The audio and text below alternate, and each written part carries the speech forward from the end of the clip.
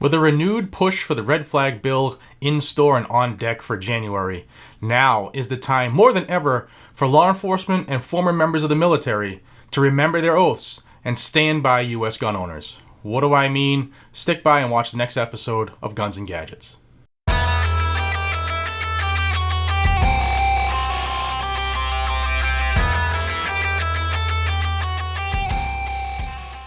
Hey everybody, welcome back to Guns and Gadgets, your source for Second Amendment news. Today is Monday. It's a little late entry, sorry, but today is the Monday Morning Grind, sponsored by Blackout Coffee. Check out their website for awesome coffee deals, awesome coffee flavors for the holidays, and if you would like to help this channel directly, under the coffee section, I'll put a picture here. You can find the Guns and Gadgets collection. That's the 2 shirts I have, the 2 brews of coffee. Each purchase of those items support this channel. Check them out. Awesome people. They stand by us, they stand by our veterans, and they're also awesome gift ideas, and the holidays are coming up. So one of the most popular questions I get, regardless, even though I've been answering it for a couple years now, is based off the red flag. You know, what would you do if you ever had to face an order to serve a red flag, a gun confiscation order? And I've answered it numerous times, but I figured I'd answer it again while addressing it with every member of law enforcement out there that this video makes it to, and every veteran out there that this video makes it to. And this was even reinforced last night when I watched 60 Minutes. I usually never watch 60 Minutes, but I was watching the Patriots game, and they had the advertisement on and was addressing red flags. So I watched the first segment, and long story short, it talked to a couple sheriffs in Colorado that were adamant they wouldn't enforce it. It's illegal. It violates the Second Amendment, the Fourth Amendment, the Fifth Amendment, and numerous ones.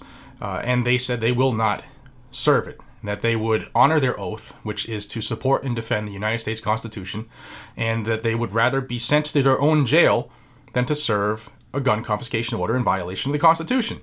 And then it had another sheriff who said that he would serve them because, in his view, it was a stopgap, a way to take guns from somebody who's in crisis to get them help.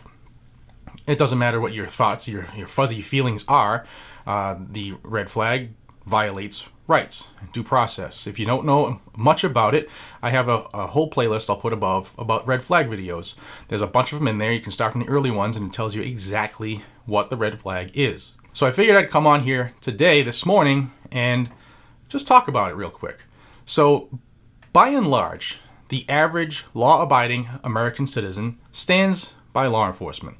All right? Yeah, there are some, I'm going to say it right out front, yeah, there are some wackos on there that are on the job that shouldn't be.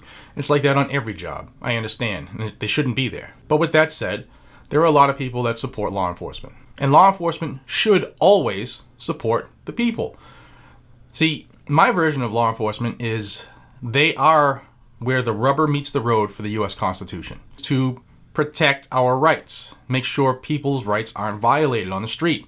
However, unfortunately, the last couple decades, it's kind of morphed into where these crazy laws are put on the books. They're not checked for constitutionality, and elitist politicians are enforcing their agenda through law enforcement.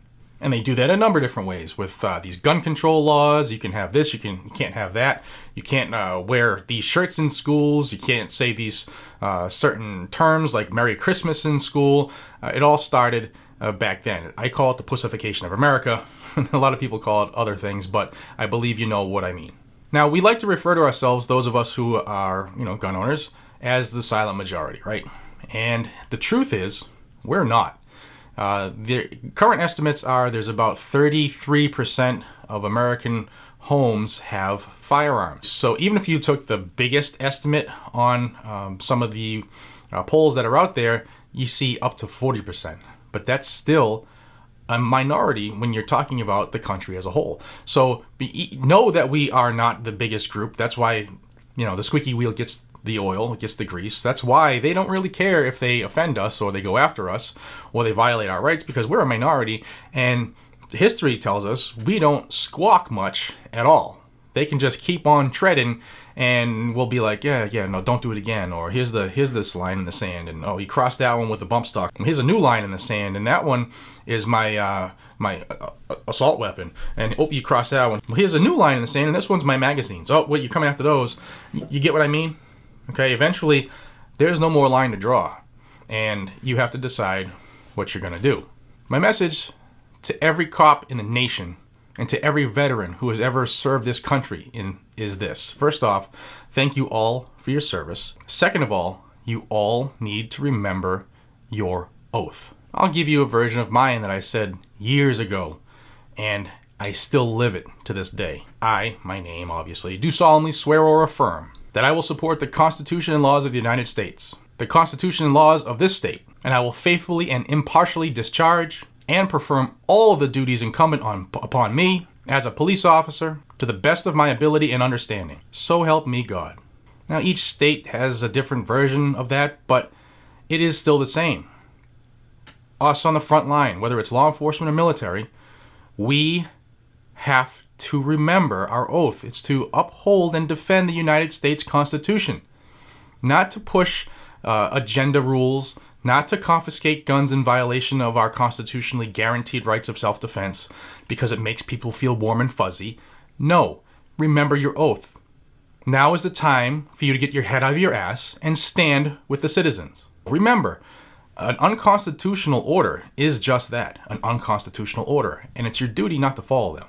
But now is the time for the rank and file, for those who are still on the job, for those who have retired, regardless of where they served.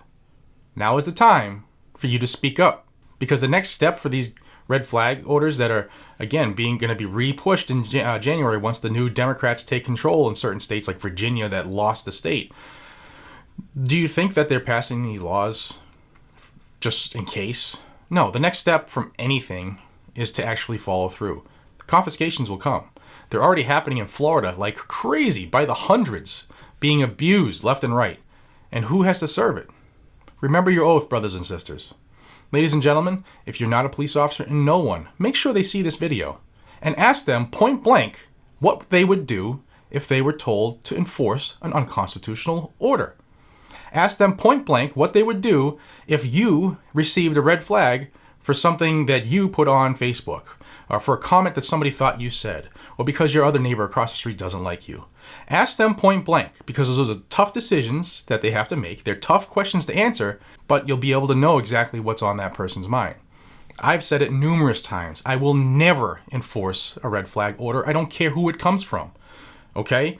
I don't care who it comes from. I will gladly say I'm done, and I will gladly make a quick video blowing up whatever police officer, police chief, governor, or whoever decided it was time to violate the Constitution. Now, I know not enough of us out there think the same, but it's time for you to start looking in the mirror, because it's time to pass that man in the mirror test. Will you do the right thing if and when the time comes? I know I will. So again, ask your friends and family who are, whether they're in law enforcement, they're in the military, or they are veterans who had served. You need to have a talk with them face to face and ask them, are you an oath keeper or are you an oath breaker? Thank you for your time. I realize it's a different video than I usually do, but it's one that I think had to be made. Could you please do me a favor and forward this around? Because shadow ban is real here on this channel, and it's getting worse as the new rules move towards implementation December 10th here on YouTube. So if you could pass this along, I would greatly appreciate it, especially to your friends and family who are in military or law enforcement service. Again, please check out Blackout Coffee. Thank you, Blackout Coffee, for helping support my family and this channel, and I know where you stand for veterans. Thank you. Until we see each other again, this is Jared from Guns and Gadgets. Be safe, stay vigilant, and carry a weapon. And don't violate your oath. Take care, everybody.